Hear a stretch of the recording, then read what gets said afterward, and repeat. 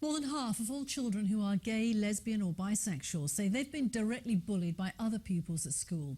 An education initiative to increase awareness of the issue amongst all pupils and teachers is now underway. And today a government minister was in Hampshire to see how it was being rolled out in one college. Sean Killick reports. For Equalities Minister Caroline Dinenage, it was back to the classroom for a lesson she never had at school. When the minister was the age of these pupils, a Conservative government was introducing legislation known as Section 28 or Clause 28, which banned schools from promoting homosexuality. It was repealed in 2003. And the current Conservative government is now spending £2 million to help tackle homophobia in schools. We are all the same, we're all equal, and what makes us different is what makes us special. And I think that anything that encourages that from schools upwards is really important. Do you feel any embarrassment over the ministers of the past who were really doing the opposite to what you're doing here now? Well, I think you can't look back. You have to look forward, you have to look at what you're doing, you have to look at what we want to change and how we can make things better for everybody in the future.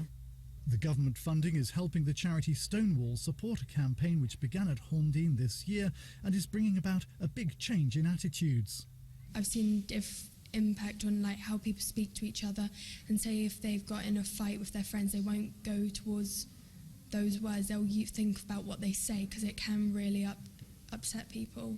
It seems to be that we're an example for most of the schools, and I think that's really nice to enhance, because it makes other schools understand the results that can happen. For this campaign to work, every single member of staff needed to be involved, and that resulted from our dinner ladies, our site staff, our reprographics, our IT technicians. Everybody was actually involved in the staff training.